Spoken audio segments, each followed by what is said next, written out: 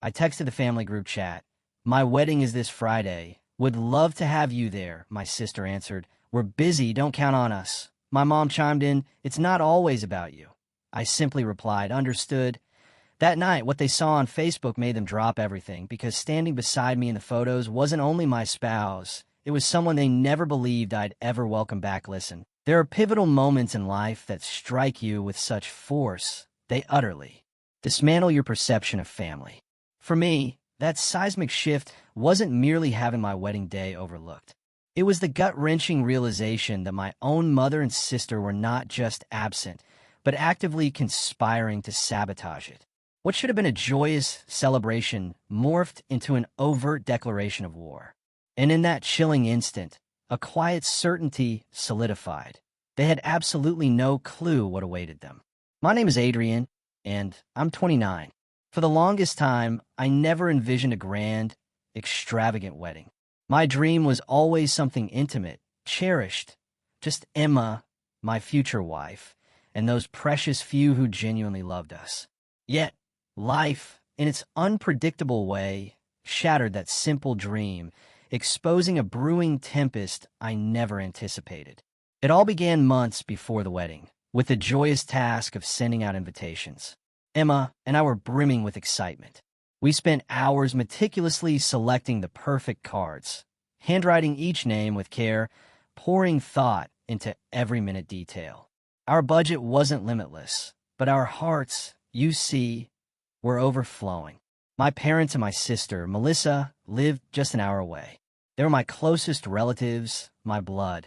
While we weren't the most openly emotional family, I genuinely believed they would be there for me on one of the most monumental days of my life. But if there's one defining trait about my family, it's their uncanny talent for transforming every personal milestone into a competition, or worse, a mere inconvenience to their own lives. Ever since I moved out at 20, my mother had maintained this low, passive-aggressive hum, a constant suggestion that I'd abandoned them, or that I was always too busy for family. Melissa was the perpetual golden child. 5 years my senior, and in my mother's eyes, utterly infallible.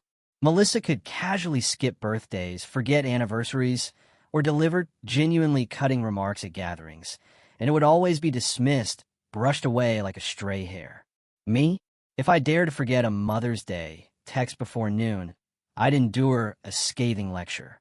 Still, I never anticipated outright drama for the wedding. I braced myself for a few grumbles about the drive, perhaps a snide comment comparing it unfavorably to Melissa's lavish affair years ago. But I assumed they'd be there. I was catastrophically wrong. 2 weeks before the big day, I sent a simple reminder to our family group chat. Hey, just a heads up. Emma and I are getting married next Friday. Would love to see you there. I considered it polite, especially since Melissa hadn't even acknowledged the RSVP card. Her reply landed in less than 2 minutes. We're busy. Don't expect us. No explanation. No apology. No we'll try. Just flat, blunt finality. Before I could even formulate a response, my mom chimed in, it's not always about you, Adrian. You can't expect everyone to drop their lives because you're having a wedding. I stared at my phone, the words swimming before my eyes, trying desperately to process their callousness. Across the couch, I felt Emma's gaze on me, her hand frozen mid-scroll on her laptop. What's wrong? She asked, her voice hushed, already sensing the sudden, heavy shift in the air. They're not coming, I said slowly, the words thick and tasting like ash in my mouth. Emma blinked, as if she hadn't heard correctly. Your mom and sister, to your wedding? I simply held up my phone, letting her read the brutal exchange. Her lips pressed into a thin, unyielding line, but she said nothing immediately. That's one of the myriad things I adore about her. She understands when silence speaks louder than any words. But that particular silence, in that moment, felt like a crushing weight. I typed back 2 stark words. Got it. No pleading. No desperate guilt tripping. If they couldn't muster enough care to be there, I wasn't going to tie myself in knots trying to convince them. For the next few days, I tried to tell myself I would let it go. I had Emma's family, who had welcomed me with open arms. I had friends traveling from distant states just to be present. I didn't need my mom or Melissa to make the day special. But here's the thing about your own family. You can't simply flip a switch and stop caring. It began to gnaw at me in quiet moments. At work, finalizing seating charts, or when I'd catch myself daydreaming about walking down the aisle, only to realize there would be two glaringly empty seats in the front row. I kept picturing Melissa's smug face, imagining her saying something like, "Well, you didn't come to my barbecue last summer, so why should I come to your wedding?" Then, just 5 days before the wedding, I discovered what busy truly meant. A cousin of mine innocently posted a picture on Facebook. There was Melissa, my mom, and a handful of other relatives, all laughing, smiling like they were posing for a glossy lifestyle magazine at a fancy winery. The caption read, "Family Getaway Weekend." Couldn't be happier. The kicker? The date on the post was for the exact same weekend as my wedding. They had meticulously planned this weeks in advance.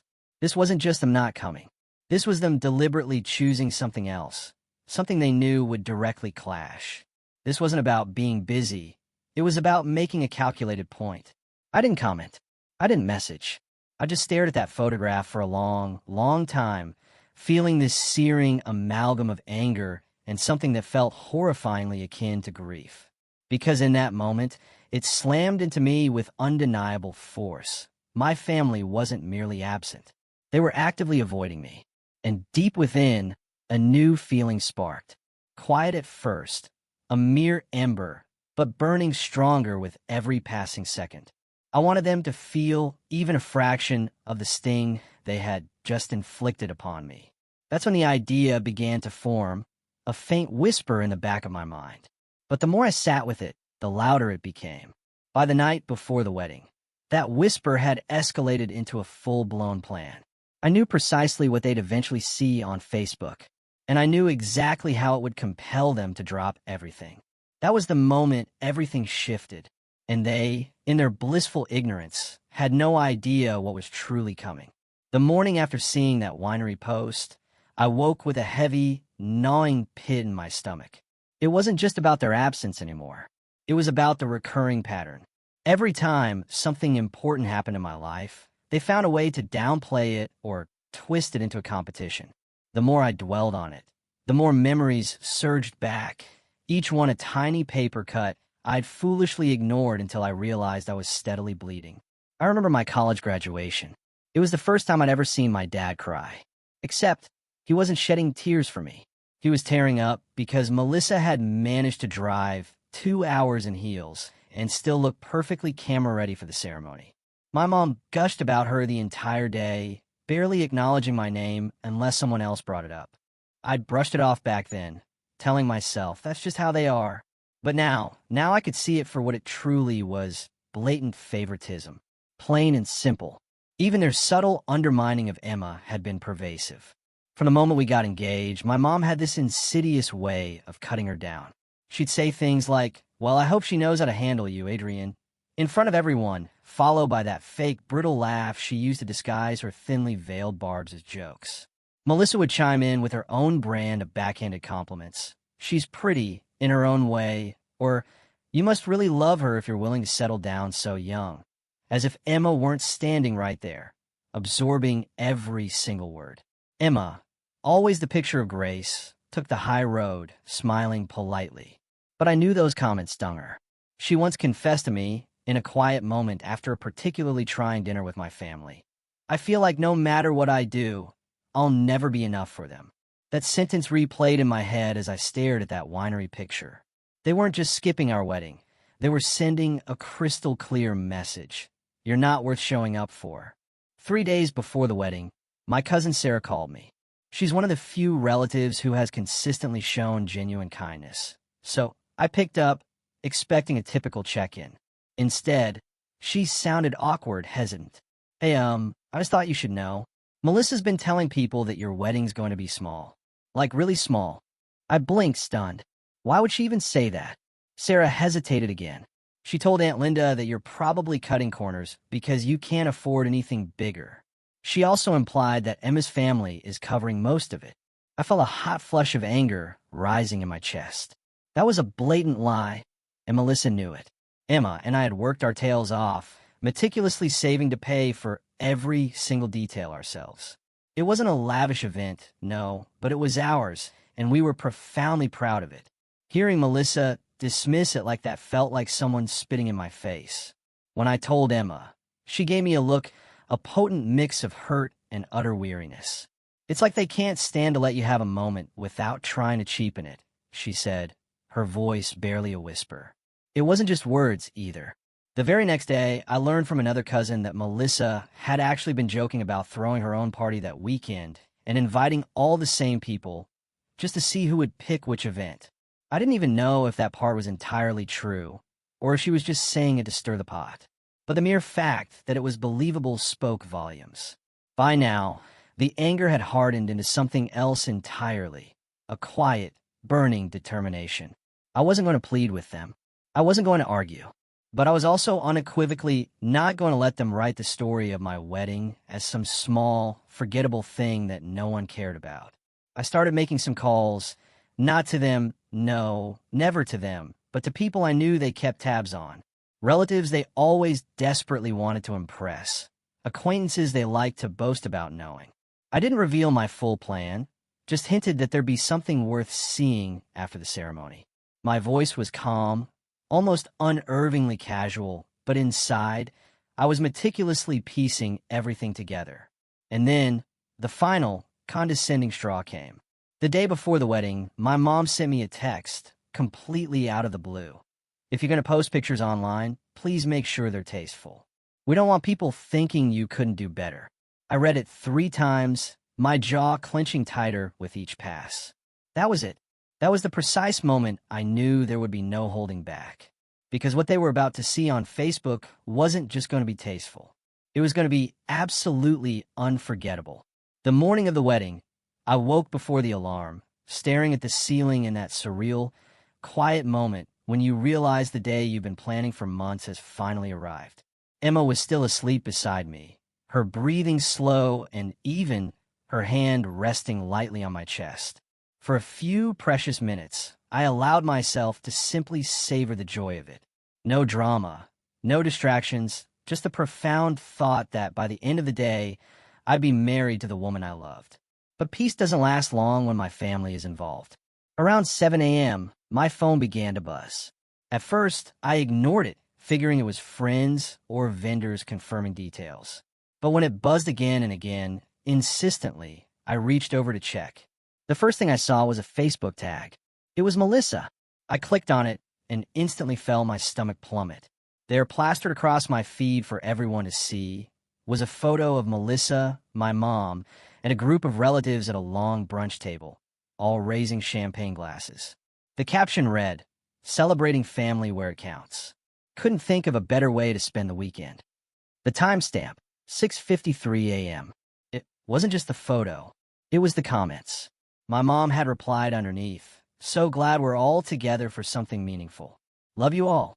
Another relative chimed in, "Much better than sitting through a boring little wedding." Melissa had liked that comment. I felt my hands clench without conscious thought. This wasn't them simply choosing not to come. This was them publicly declaring that my wedding wasn't worth their time, framing it as some insignificant event they were wise to skip. And because they tagged me, they ensured everyone connected to me would see it. It was calculated humiliation wrapped up in a fake toast and an Instagram filter. Emma woke up to find me sitting at the edge of the bed, phone in hand, staring at the screen as if it were something toxic. "What happened?" she asked, her voice still thick with sleep. I turned the phone toward her. She read it, her face tightening with every line. When she looked up, her eyes were razor sharp. "They did that on purpose." "Of course they did," I said quietly, the words barely audible. They could have just stayed silent, but they had to make a point. And as if that wasn't enough, the second betrayal came barely 2 hours later. Emma was at her sister's house, getting ready, while I was at the venue, overseeing final details. One of my groomsmen, Mark, pulled me aside. "Hey, you might want to know about this," he said carefully, pulling out his phone. He showed me a screenshot from a private Facebook group that Melissa ran for family and close friends. Apparently, she'd posted there the night before. "Heads up, if you're invited to Adrian's thing tomorrow, don't feel bad about skipping. It's not going to be much, just a small, no-frills get-together." We'll have something more fun here with real drinks for anyone who wants to swing by. The comments underneath made my stomach twist in knots. People laughing, saying they'd rather be where the party's at. Some even said they'd RSVP'd to my wedding but might drop into Melissa's instead. I just stood there, staring at Mark's phone, trying to decide which part hurt more. The fact that my own sister was openly undermining my wedding, or the fact that my mom had liked the post. A strange calm washed over me, the kind that precedes a storm. This wasn't just petty favoritism anymore. This was active sabotage. She wasn't content to skip my wedding. She wanted to ensure other people skipped it too. She wanted to rewrite the story before it even happened. I didn't tell Emma right away. She had enough to focus on, and I refused to start her day with anger. But inside, I made a silent promise to myself. This was the last time my family would ever get to play the role of the puppet master in my life. As I stood there, watching the final touches being put on the reception hall, the plan I'd been quietly building for days solidified into something sharper, more deliberate. They wanted to make a statement. I'd make one they'd never, ever forget. By the time guests began arriving at the venue, the initial sting of their actions had settled deep, a heavy weight pressing on every breath. I smiled, shook hands, and greeted people, but inside, I felt a hollow ache. Every time my eyes drifted toward the front row, the two empty chairs stood out like neon signs. They weren't just vacant seats. They were proof. Proof that my family had consciously chosen not to be there. Proof that they'd rather sip champagne at some fun alternative gathering than witness the sacred vows Emma and I had spent our lives hoping to say. Emma's side of the family noticed. I saw it in the way her mom's smile flickered when she looked at the front row, or the way her cousins exchanged quiet, knowing glances. Even my best man, Chris, caught my arm before the ceremony started and muttered, "Man, I'm so sorry." He didn't have to explain why. The ceremony itself was undeniably beautiful. Emma was radiant, simply breathtaking. Our vows were heartfelt, brimming with authentic emotion. But there was a moment, just as we turned to face everyone after our first kiss as husband and wife, when my gaze instinctively scanned the room. For a split second, I expected to see my mom's face in the crowd, perhaps Melissa rolling her eyes as if the whole thing was overly sentimental. But the space where they should have been remained painfully, deliberately empty. At the reception, I went through the motions, cutting the cake, clinking glasses, giving my toast. But I felt disconnected, as if I were watching it all unfold from outside myself. My joy kept hitting an invisible wall, every happy moment shadowed by the thought of what they were doing right then. Were they laughing at me? Checking social media to see if they had won the night? Maybe Melissa was posting another picture to ensure I saw them having a better time. When the photographer gathered everyone for the big group photo, I couldn't ignore the gaping void where they should have been standing. Later, when the DJ invited family up for the first dance circle, Emma's dad pulled me into a comforting hug and whispered, "You've got us now." It was meant to be reassuring, and it was, but it also fractured something inside me. It starkly reminded me how absent my own blood was, and how terrifyingly normal that absence had become. That night, after the last guest had departed, and the venue fell quiet again, I slipped away to the side garden, sitting alone under the gentle glow of the string lights. Emma was inside with her friends, laughing over the last slices of cake, but I desperately needed a moment to breathe. The cool night air felt good, grounding me, yet my mind wouldn't stop circling the same damning thought. They didn't just miss my wedding. They chose to erase it. I pulled out my phone and scrolled through Facebook. Sure enough, Melissa had posted again. A boomerang video of her and my mom clinking wine glasses at the winery, with the caption, "Perfect day, perfect company." Dozens of comments, heart emojis, people telling them how lovely they looked. And because she'd tagged me again, it was now sitting squarely on my own timeline for everyone in my circle to see. Something about that broke the last fragile thread of hope I had that they might regret it later. They weren't embarrassed. They were proud. I didn't reply. I didn't untag myself. I didn't even block them. Instead, I sat there under those lights, letting the anger burn low and steady, converting it into a cold resolve. If I'd learned anything about my family, It was that reacting too soon only gave them more ammunition. But if I waited, if I was patient, I could ensure my response wasn't just emotional. It would be unforgettable. As I watched the tiny white bulbs sway overhead, I began meticulously piecing the plan together in my mind. This wasn't about seeking immediate retribution in the heat of the moment. This was about ensuring that when I finally acted, they'd feel the sting for years to come. And in that quiet, with the faint echo of laughter from the reception fading into the background, I made a solemn promise to myself. I'd stop trying to earn a place in their distorted version of family. Instead, I'd show them exactly what it felt like to be left out. The weeks after the wedding were strange, like living in two distinct realities. On one hand, my life with Emma was better than I could have imagined. We embarked on our honeymoon to a charming coastal town in Italy, where the mornings smelled of rich espresso, and the afternoons felt as if time had slowed just for us. For the first time in years, I wasn't constantly glancing at my phone, bracing myself for some passive-aggressive text from my mom or another thinly veiled slight from Melissa. On the other hand, there was the profound silence. I didn't hear from them at all. Not a call, not a congratulatory card, absolutely nothing. The sole acknowledgement of my wedding from my side of the family was a single, half-hearted comment my mom left on one of Emma's honeymoon photos. "Looks fun." I knew better than to take it personally. This was merely their way of saying, "We're still not impressed." Instead of allowing it to consume me, I poured my focus into meticulously building the life Emma and I envisioned. And little by little, that life began to flourish in ways I hadn't anticipated. I've been running my own design firm for a couple of years, mostly handling small projects and word-of-mouth clients.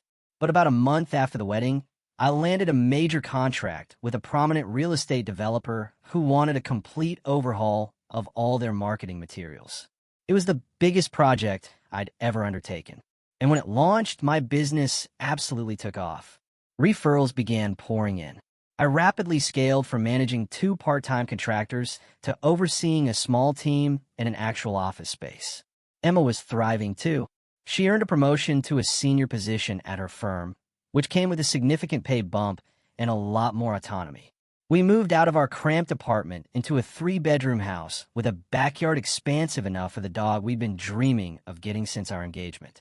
It was the kind of undeniable progress I knew Melissa and my mom couldn't stand. Not because they genuinely wished me ill, but because they utterly despised the idea that I could be happy, successful, and completely fine without their approval. I started posting more online. Not in an obnoxious, boastful way, but enough to subtly highlight these milestones. Photos of a new office, snapshots from industry events, little glimpses of our weekends exploring the city.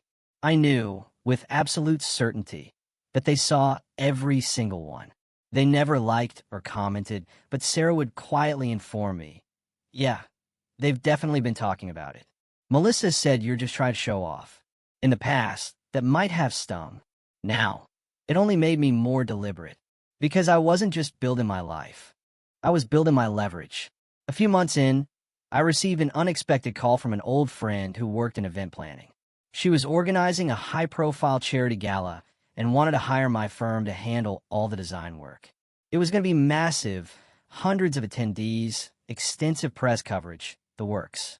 And when she casually mentioned the guest list, I nearly laughed aloud. My mom's best friend, the one she constantly tried to impress, was going to be there. So were a handful of Melissa's influential friends, the very one she loved to name drop at every family dinner. I accepted without a moment's hesitation. As the months rolled on, our social circle expanded dramatically. We began hosting elegant dinner parties, attending exclusive fundraisers, and receiving invitations to events that my family would have given anything to be a part of. I wasn't chasing them anymore. I was operating in a completely different stratosphere. And for the first time, there were the ones on the outside, peering in. Every so often, Sarah would drop a little update that confirmed just how much it was getting to them. My mom, apparently, had started bringing up my name in conversations with this faux casual tone, as if she was so happy I was doing well, only to slyly slip in a dig about how easy it is when you marry into money, which wasn't even remotely true. Melissa, meanwhile, had begun making vague, passive-aggressive posts about people forgetting where they came from. I didn't respond. I didn't have to, because I knew the moment was coming, the perfect opportunity to make my point without uttering a single cruel word. And when that opportunity arrived, it was going to hit them precisely where it hurt the most. It was almost a year after the wedding when the setup I'd been waiting for finally landed squarely in my lap, though it came in the most ordinary way possible. I was in my office one Tuesday afternoon, wrapping up a client call when my phone buzzed with a message from Sarah. At first, I thought it was just another mundane family update, but as soon as I opened it, I realized this was different.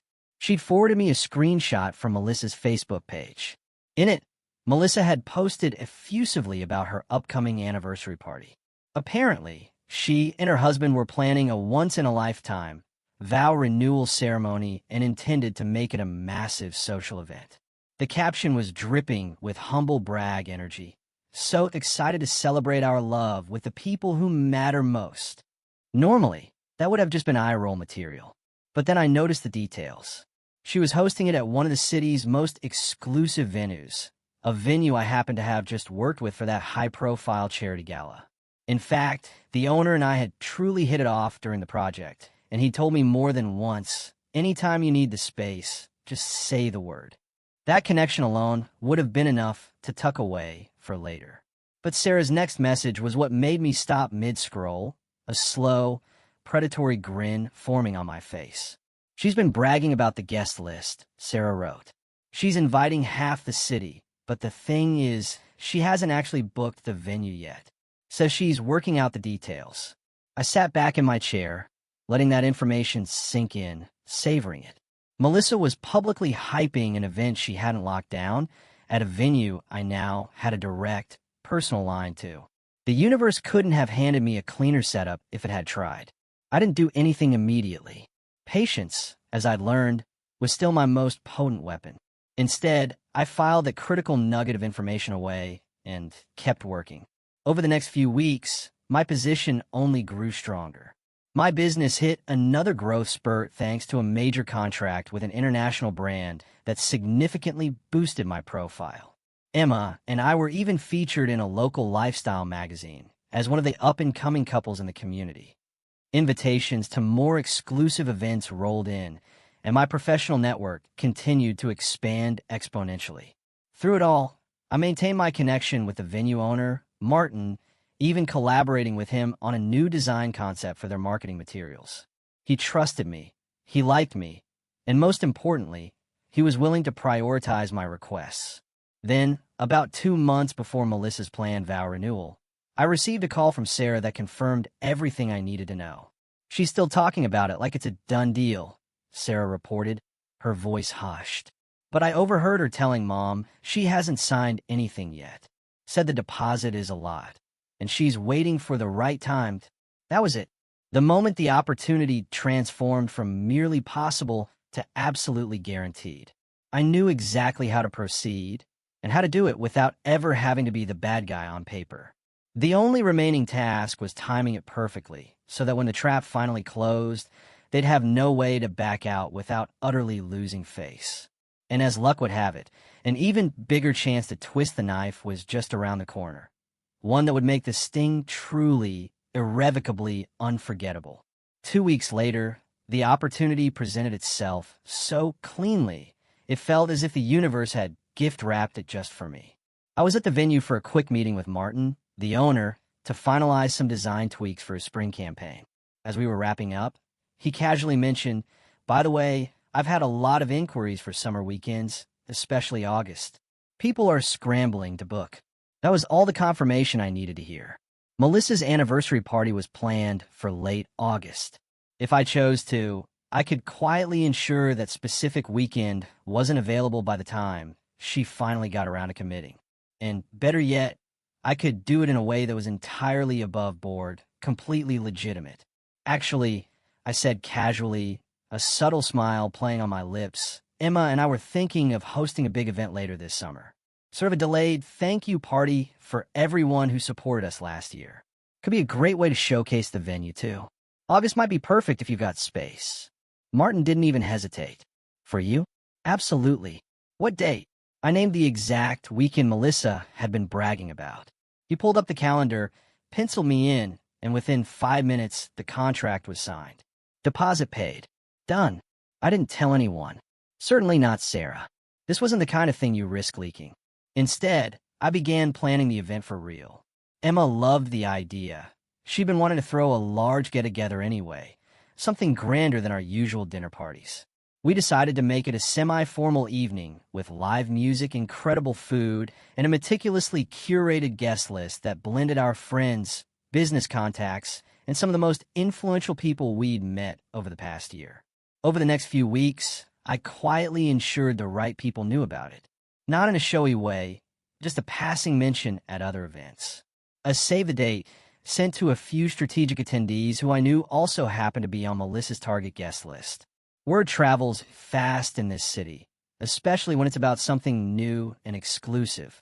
Sure enough, about a month before her party date, Sarah called me, struggling to keep her voice low. So, Melissa just found out the venues. Booked that weekend. She's furious. Apparently, they told her it's been reserved for months, and there's no way to move it. I could almost hear the sound of her pride cracking. Did she say what she's going to do? I asked, keeping my tone deliberately light. She's scrambling to find a new location, but everywhere decent is either booked or way out of her budget. And Mom is livid. She's saying whoever booked it must have known. I didn't confirm or deny anything. I just chuckled softly and said, "That's rough. Hope she figures something out." A week later, I started sending out our formal invitations. Sleek black envelopes with elegant gold lettering, each one promising an unforgettable evening at one of the city's most sought-after venues. Emma and I had decided to go all out, top-tier catering, a sophisticated jazz quartet, a lavish champagne bar. And here's where the real sting came in. Our invite list was so significantly overlapping with Melissa's that I knew the comparisons would be utterly inevitable. Sure enough, word got back to me within days. Guests who'd already RSVP'd to Melissa's vow renewal began politely declining her backup plan location, a bland banquet hall on the edge of town, telling her they'd already committed to another event. By the time August rolled around, Melissa's once-in-a-lifetime party had been reduced to a half-empty, awkward gathering, while ours was a packed, glittering success. I didn't have to say a single word about it to her. She knew. My mom knew. Everyone in the family knew. And the best part? I never lied, never confronted them, never even mentioned the booking. I'd simply moved first. The look on their faces when they eventually saw the photos from that night was going to be worth every single ounce of patience I poured into the plan. The night of our event felt like the culmination of everything Emma and I had worked toward, not just in the last year, but in our entire journey together. The venue glowed under warm, ambient lighting. The air was filled with the vibrant hum of conversation and the soulful strains of jazz music. And everywhere I looked, people were laughing, toasting, genuinely connecting. It wasn't just a party. It was a powerful statement, the kind my family could never rewrite or diminish. We didn't mention Melissa or my mom all night. We didn't need to. The guest list spoke for itself. Local business owners, city officials, a few well-known personalities, and plenty of cherished friends who had stood by us. Every detail, from the signature cocktails to the exquisite dessert table, had been chosen with meticulous care. It was the kind of night that left people saying, "This is one to truly remember." And then, like clockwork, the fallout started trickling in.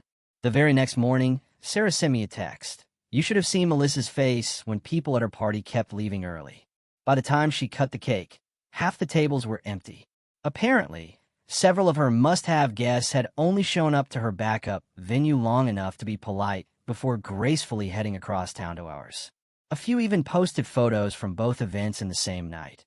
Ours looking elegant and lively, hers appearing sparse and awkward. My mom, ever the facade maintainer, tried to save face. She posted one blurry group shot from Melissa's party with the caption, "Family first, always." But the comments immediately betrayed the truth. People were asking why they hadn't been invited to ours, or remarking on how amazing our event looked from the photos they'd seen online.